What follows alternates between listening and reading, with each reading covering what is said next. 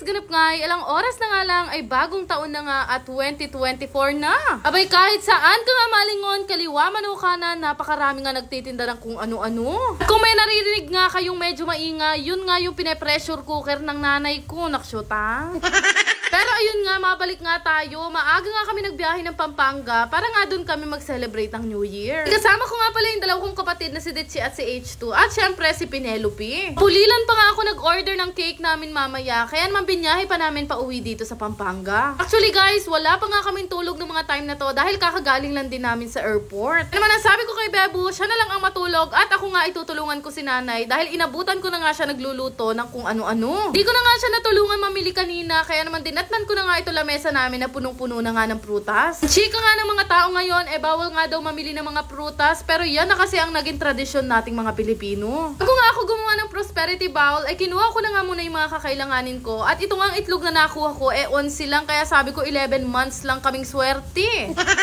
Muha na nga ako ng itlog, ng golden coins, at syempre itong bigas. O taon nga tuwing gumagawa ako nito, lagi ko nga pinapanood itong mga video ni Mami Aye. Noong nakaraang taon na gumawa nga rin ako nito, sa kanya ko nga rin yung napanood at talaga namang gumaan ang buhay ko. Sabi kasi nila, pampagaan daw ng buhay itong bula, kaya inuna ko na itong inalagay at after naman nun, itong bigas. Ang bigas daw ay nagsisimbolo para daw hindi tayo nauubusan ng kinakain sa araw-araw. After naman nun, ay tiningnan ko ulit kung ano yung sunod na nilagay ni Mami Ayek at naglagay na nga siya ng mga dosing itlog. Dosing itlog nga ang ilalagay ko dito at ipapaikot ko siya dahil dosing nga naman ang buwan sa isang taon. After nga noon ay naglagay din ako ng laurel at pinaikutan ko na rin to. Kaya lang medyo maliit nga itong mga laurel na nabili ko. Kaya pala tayo naglalagay ng laurel dahil ang mga laurel daw magiging protection natin sa buong taon. 'Di ba? Laurel lang pala ang magpuprotekta sa iyo, ba't naghahanap ka pa ng iba? Chares!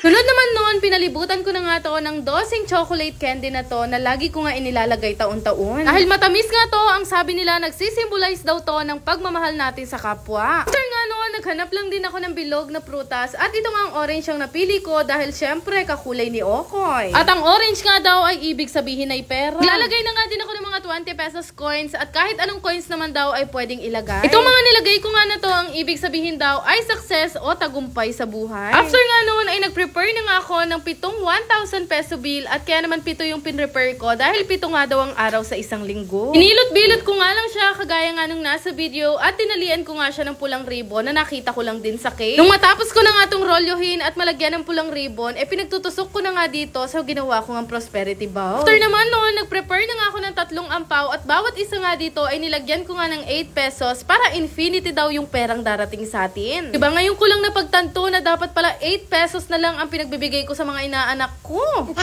At ito na nga pala ang prosperity bowl ko ngayong New Year. Sabi ko nga sa inyo, kanya-kanya naman tayo ng paniniwala. Pwede nyo naman din gayahin kung anong mga pinaggagawa ko para pare-pareho tayong swertihin. Katapos ko ang gumawa ng prosperity bowl, tinawag ko na nga yung dalawa kong kapatid para masimulan na nga namin gawin itong Graham nga na pinaggagawa sa amin ni Angeline Mapagmahal. Talaga naman masasabi ko nakaka-LL na kami dahil sa 24 years kung nagse-celebrate ng New Year, ngayon lang kami nagkaroon ng Graham. Naksyota. Matapos nga namin gawin magkakapatid itong Graham, dumiretso na nga si nanay dito sa lamesa para gawin naman niya itong signature niyang salad. Ako, sure na sure ako 100% pare-pareho tayo ng kakainin mamayang alas 12.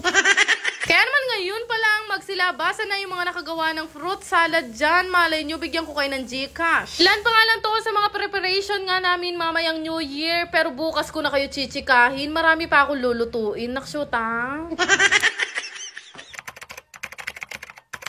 Bago ang lahat, gusto ko lang i-share sa inyo itong pinaglilibangan kong laro na Diamond Game. Paalala lang, ito ay libangan lamang ng matatanda at mahigpit na ipinagbabawal sa mga bata. Napakadali lang mag-register at gumawa ng account dito. Ilalagay nyo lang naman ang inyong phone number, mag-create ng password at higit sa lahat, huwag nyong kakalimutan ang aking referral ID. Yan nga lang kadali at meron ka ng account dito sa Diamond Game at napakarami mong pwedeng pagpili ang laro dito. Pero syempre, bago ka maglaro, kakailanganin nyo muna mag-cash in. Kadepende nga sa inyo kung magkano yung gusto nyo i-cash in. Pwedeng 100 hanggang 50,000. After nyo mag-cash in, ay pwede na kayo mamili ng laro na gusto nyo laruin. Meron nga bagong laro dito na sinubukan ko nga laruin. Ito nga yung Super Ace. Ay grabe, nung una nga, hindi ko pa talaga masyadong mag-gets. Pero pipindot-pindot ka lang pala dito. Pwede ka na nga manalo ng sobrang laki. Pero hindi lang yan, meron pa nga akong isang larong natuklasan. Ito naman yung Fortune Gems na unang beses ko palang nilaro. Talaga naman napakalaki ng na-cash out ko. Nagulat nga ako, grabe, kasi pwede ka palang manalo ng ganito kabili sa laro na to. Kaya naman nung malaki-laki na yung napanalunan ko, naisipan ko na rin i-cash out. Dali lang din naman mag-cash out dito, pindutin nyo lang yung withdraw na makikita nyo sa baba. Kaya kung gusto nyo rin subukan, ilalagay ko na lang yung link sa comment section. Yun lang naman! Salamat!